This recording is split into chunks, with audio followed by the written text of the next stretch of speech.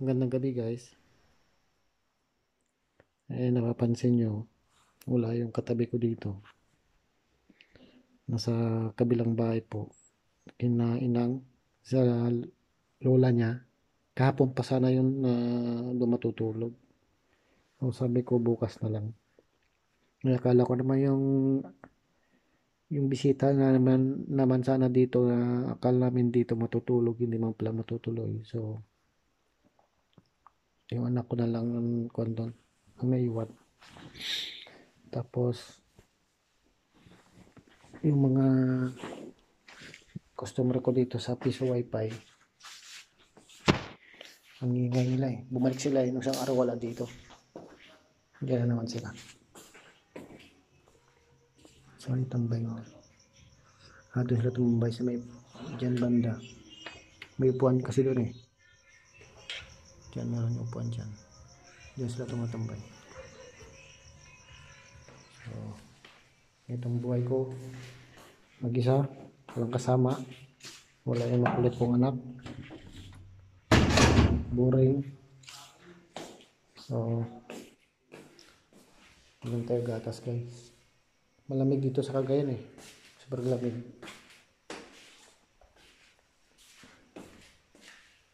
Yung ginawa ng anak ko. Sinumbrerohan ako. Kaya hindi ko pa natanggal. Bago malis. Gatas tayo gatas.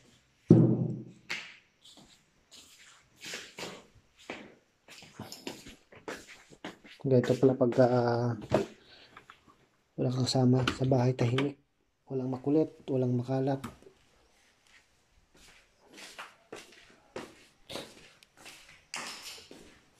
Kasi kala niya kasi doon matutulog yung mga taga-Bagaw eh. Yung pinsan niya. Hindi naman matuloy pala. Hindi sila. Kasi nagbenta sila ng talong, aba, at saka saging. Tawag na dito sa sa talong, tarong. Tapos ang tawag naman nila dito sa lupa, daga. Oh, di ba daga pag 'yun ay daga wen. Yung kasla. Mahirap kasi ang kanila dito yung lingwahe. Kaya medyo mahirapan ka rin mag-adjust. Pero ako, nasanay na rin sa ilang taon.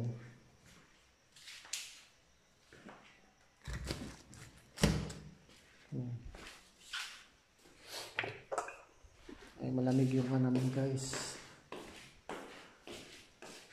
Panahon dito. Sa Visayas tsaka Mindanao ata, umuulan yata dun eh, tsaka binabaha. Dito wala.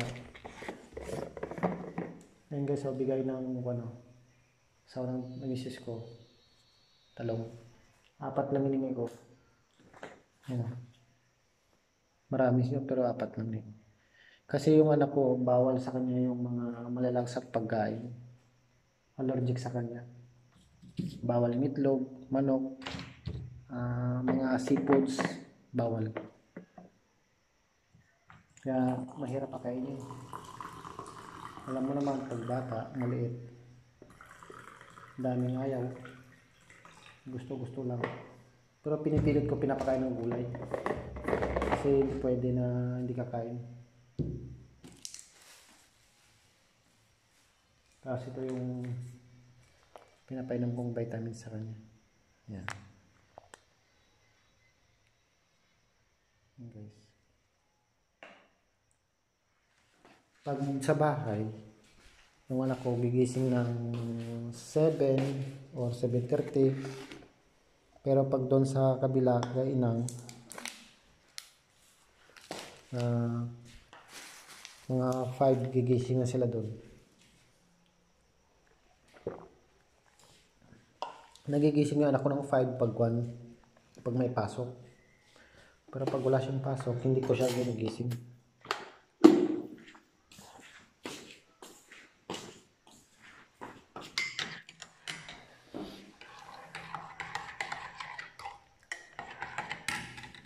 Guys, gatas tayo guys. Ano yun? Ah, yung helmet ko. Nahulog.